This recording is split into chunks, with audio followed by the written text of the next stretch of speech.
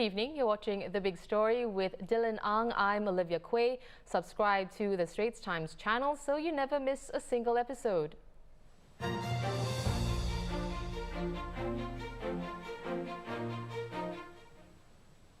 In light of the COVID-19 situation, the Elections Department today announced there will be a special voting hour on polling day for certain groups of voters.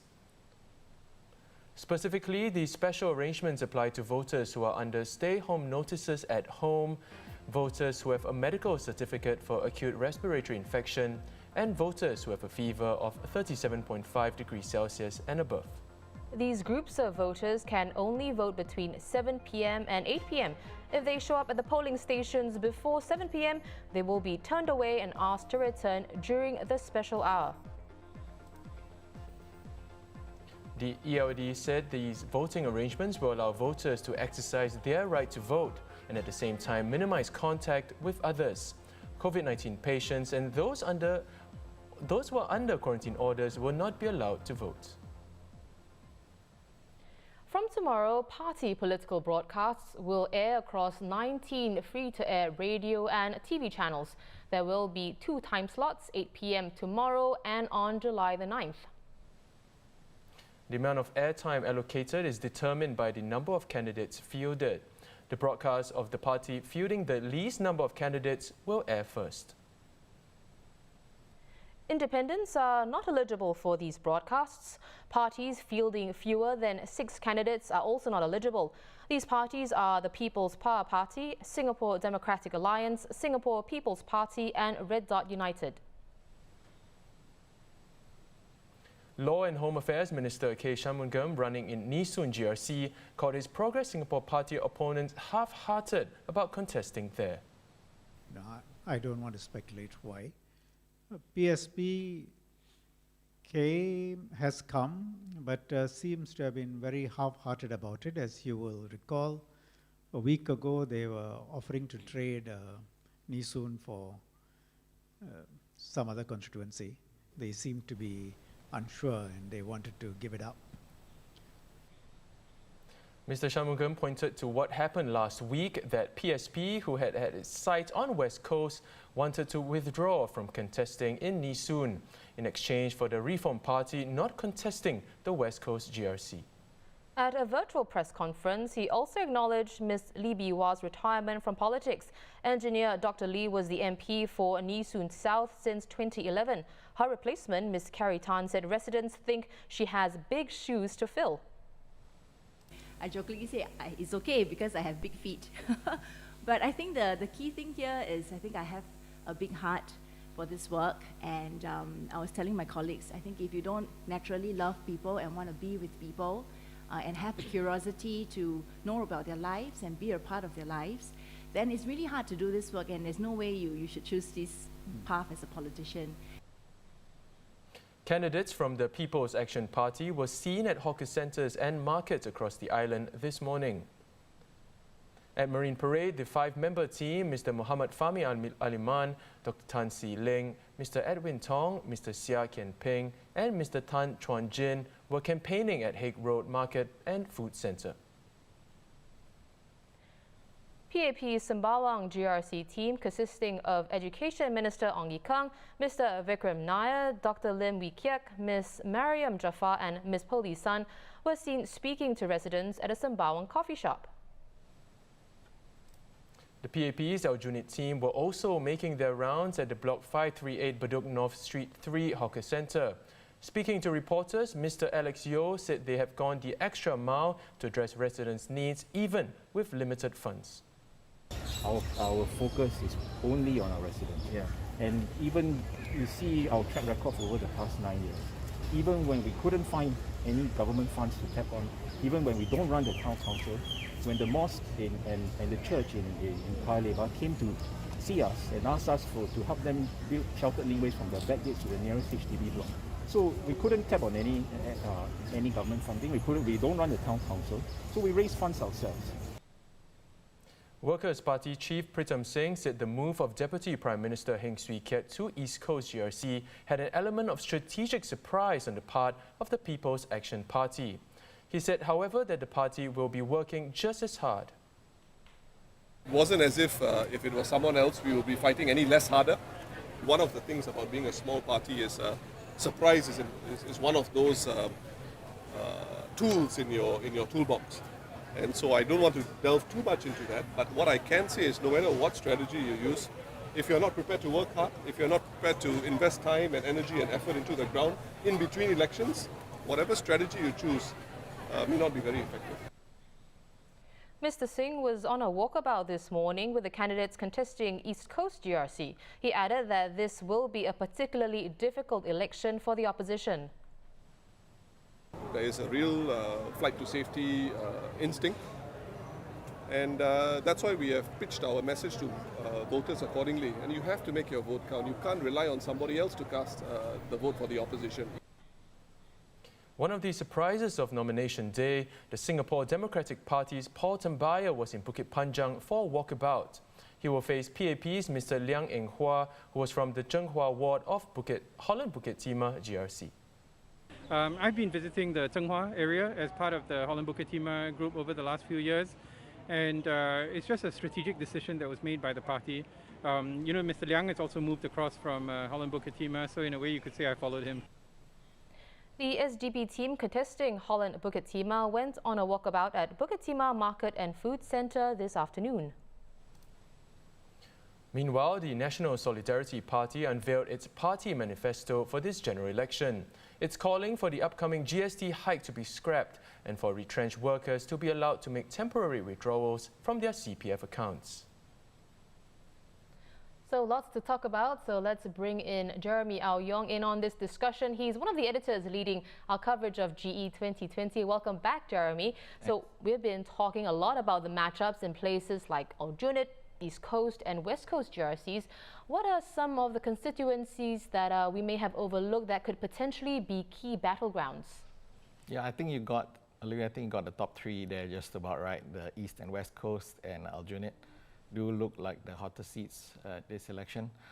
Outside of those, I would say, let's look at the WP in the first instance. They are the party that traditionally tends to do the best against the PAP. They have, in the past few elections, have been the ones that have been part of the closest contest in the elections.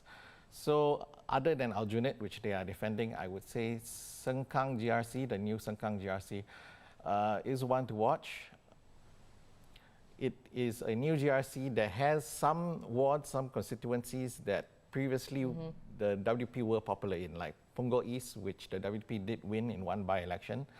And the WP team there, it's hard to call actually in this election which one is WP's B team, but the one in Sengkang GRC does look quite noteworthy. There are 3 out of 4 of them are new faces, but they are also the more notable new faces from the WPA. So they include the economics professor, James Lim, and this charity director named Raisa Khan, who is the daughter of a former presidential aspirant, Farid Khan.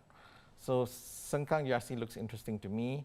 Over in the West, the 2 single seats, I think that were brought up in the prelude to this, they are being contested by the top 2 leaders of the SDP. Also, I think I want to watch, that is Dr. Paul Tambaya against PAP's Liang Eng Hua in Bukit Panjang, and Dr. Chee Soon Juan against the PAP's Murali Pillai in Bukit Batok. So ordinarily, we see party leaders lead GRC teams, especially when they are, unless you're a party that is not contesting a GRC, like the People's Power Party. But here in the SDP, they've taken quite a different tack. Their 2 top leaders are in single seats, and the GRC team is helmed by somebody else. So I think that's some strategy on their part. It will be interesting to see how that plays out. So we are seeing quite different strategies from actually even in both these 2 single seats that they're contesting. Dr. Chee has been hitting Mr. Murali Pillai on quite municipal issues. He's been talking very much about municipal issues and not really more national ones. And for Dr. Tambaya, I think it remains to be seen what strategy he's going to take with Mr. Liang Eng Hua. The only other constituency I would pick out is Pasir Ris Punggol GRC, and that's because this is the first time we are seeing a GRC in a three-cornered fight since, I believe it was 1992 in Marine Parade. It's very rare to see a three-cornered fight. In a GRC, there's a lot at stake, and we are hearing that the two opposition parties that ended up in this three-cornered fight, the People's Voice and the Singapore Democratic Alliance, there was really a breakdown in negotiations among them. So again, we want to see how they are going to approach this election. Is this a case of both of them going after the PAP, or is their strategy more, let's be the second place guy and not lose our deposit? Now, Jeremy, our top story today, the ELD releasing more details of special voting arrangements on polling day. COVID-19 patients and those on quarantine will not be allowed to vote. About 350 voters are affected. Now, how do you think parties and voters will react to this? Well, Dylan, it's going to sound cliche, but to me this is one of those where you stand depends on where you sit situations. If you are a party or a voter who believes this election should not be held now, before the pandemic has faded away, then you'll probably argue that, hey, this is proof that it shouldn't be held, that here are 350 people who won't be able to vote because of the timing of the election. If, however, you believe that the election needs to go ahead so that the country can focus on the task, on the very difficult task ahead, then you might argue, hey, 350 people is an acceptable price to pay. In the grand scheme of things, let's say in 2015, about 150,000 people did not vote. 350 people in that context is not that much. Right. Okay. Well, we saw the first of the virtual rallies last night from SDP Chief Dr. Chee Soon Juan. We're expecting a few more e-rallies later, including from PAP and WP. Do you think we'll see a show from both those parties, maybe something more innovative? It's quite possible. I would say I didn't really know what to expect from these e-rallies. One had expected, people would just be people talking to camera. I thought what SDP did last night was fairly interesting. So e-rally, you don't have the excitement of the crowd, no reaction from them. But also, in the video format, it seems there are things you can do there that you could have done in a physical rally.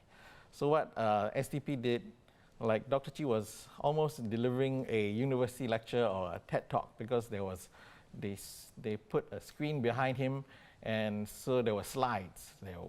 He put up charts, he displayed charts, there were photos, there were newspaper articles that he could put up as he was speaking to make his point.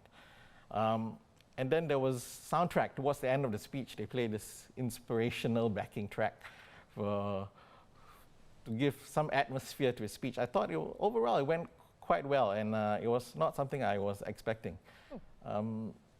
We'll see what the other parties do. I think there's still some room to experiment. Absolutely. Well, thank you, Jeremy, for coming on the show today. It's been a pleasure as always. We've been speaking to Jeremy Au Yong, foreign editor at the Straits Times and part of our GE 2020 team. In other GE news, PAP's Bukit Batok candidate Murali Pillai held back tears when addressing an online post about his son that he described as a scurrilous attack on his family. Speaking during a walkabout in the SMC this morning, Mr. Murali said he hopes that politics will evolve in a responsible way.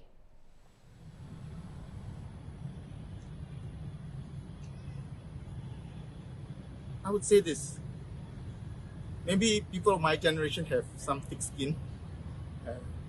We can take the heat.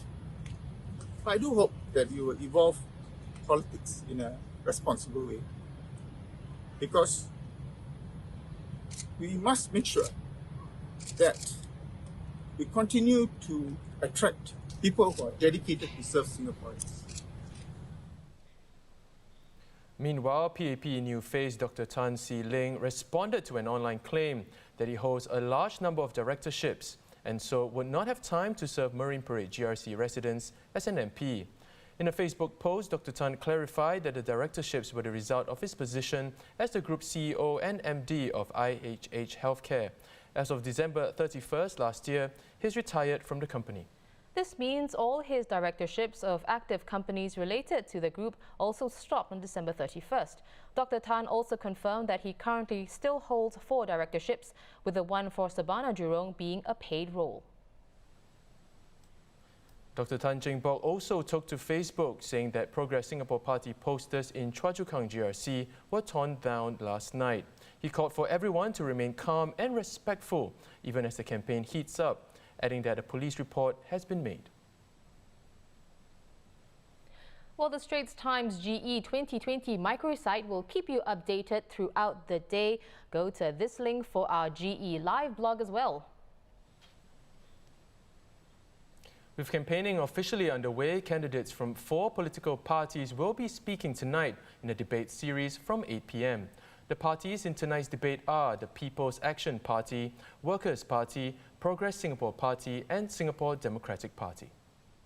In the meantime, PAP and WP will also be hosting e-rallies tonight. And for the highlights, be sure to catch our special election show GE 2020 today at 10 p.m.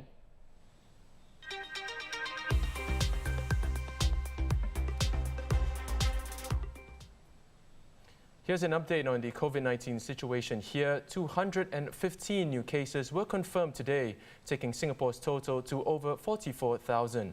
They include 10 community cases, 6 are Singaporeans or permanent residents, and 4 are work pass holders. There are also 4 imported cases. All have been placed on stay-home notice or isolated upon arrival in Singapore. More details will be released later. Also in the local headlines, about 1.4 million Singaporeans will receive $570 million in GST vouchers next month in the form of cash payouts and MediSave top-ups. The Ministry of Finance said that eligible Singaporeans will receive text messages or letters to inform them of their benefits by July 3rd. Those eligible for GST vouchers can have up to $300 credited directly into their bank accounts from August 1st. Singaporeans 65 years old and older will also get up to $450 in MediSave top-ups. All 25 public libraries reopened today with shorter opening hours and capacity controls. These and the National Library Building will now be open from 11 a.m. to 7 p.m. daily instead of the usual 10 a.m. to 9 p.m. Capacity will now be limited to 50 people per floor, and users can only borrow and return materials. The usual precautionary measures like safe entry, compulsory wearing of masks and temperature checks will apply for all venues.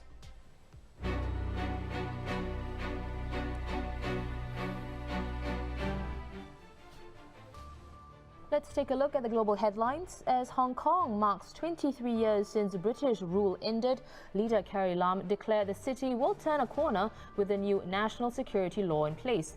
The law, which has gained much criticism, was signed into effect by Chinese President Xi Jinping yesterday. Mrs. Lam said the law marks a historic step forward, calling it necessary and that it only targets an extremely small number of people.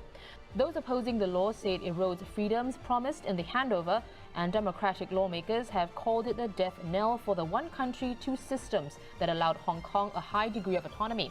July 1st is the anniversary of the handover of Hong Kong from the UK to the People's Republic of China in 1997. And despite a ban, pro-democracy protesters plan to proceed with the annual July 1st march. Security has been beefed up in anticipation of trouble, with 3,000 to 6,000 policemen deployed and roads closed. Infectious disease expert Dr. Anthony Fauci said the US was headed in the wrong direction on the pandemic and demanded that Americans wear masks and avoid crowds. Spikes in new cases in Texas and Florida are driving the daily total of new cases in the US to over 40,000 per day. Dr. Fauci told the Senate panel, quote, "Clearly we are not in total control right now," adding, "I would not be surprised if it goes up to 100,000 a day if this does not turn around." Over 126,000 Americans have died from the virus. And the European Union has excluded the US from its initial safe list of countries from which the bloc will allow non-essential travel. The EU comprises 27 countries and gave approval yesterday to leisure or business travel from 14 countries beyond its borders. With Singapore well underway into phase 2 of reopening, life will still not revert to what it used to be. To inspire and uplift readers in this new normal, the Straits Times commissioned 30 works by local writers and artists on the COVID-19 pandemic and what it will be like when all this is over. This was done with the support of the National Arts Council as part of the #SG Culture Anywhere campaign. Last week, we featured the Basker Arts Academy's Prati Sandi, and today we introduce a trio of vases titled Put an End To by ceramic artist Fyon Cheong. Have a look.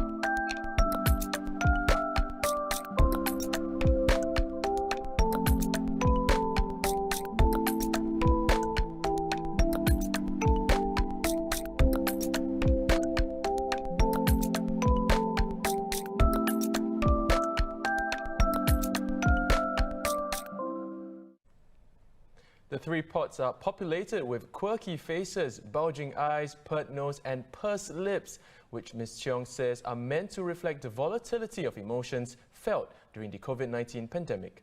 We're now joined by Ms Fyon Cheong herself to tell us more about her pastel-shaded pots. Welcome, Fyon. Now, for a start, could you tell us more about your artwork? Okay, for my artworks, I hope to convey a gamut of human emotions people are feeling during the pandemic. So we veer from one mood to the next, at times enraged and others peaceful.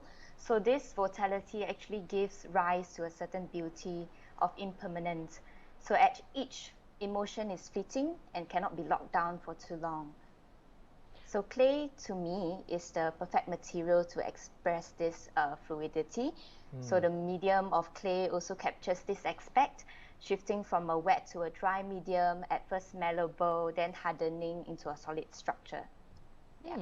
Did anything in particular inspire you to come up with this idea? And in doing so, what is possibly the biggest challenge you faced while doing this project? So during this project, it was actually in the process, it was actually during the circuit breaker. So in order to capture the entire process perfectly, the greatest challenge was to prepare the artworks in different stages of different scenes during filming. So which I am very glad that I was able to complete them, because ceramic making is a long process and involves various stages during making. So time management was very, very crucial. So for example, I have to make sure that the sculptures are dried to a certain hardness for sculpting. Now, Fyon, you talked about this a little bit briefly, previously, but could you expand on it a bit? What is the message you hope to put across to your audience through the clay vases? I wanted to portray like human emotions people experience, especially during the pandemic when we are supposed to stay at home to stay safe. That's where we interact with our family members or have alone time and our personal space. So that's where where humans, they have this emotion where they transition. Well, thank you, Fyon, for taking the time to speak with us. We've, of course, been speaking to Ms Fyon Cheong, the artist behind the trio of vases that she hopes can accurately reflect the range of emotions people are feeling during the COVID-19 pandemic. You can find more information on the series and see the other works at this Straits Times website.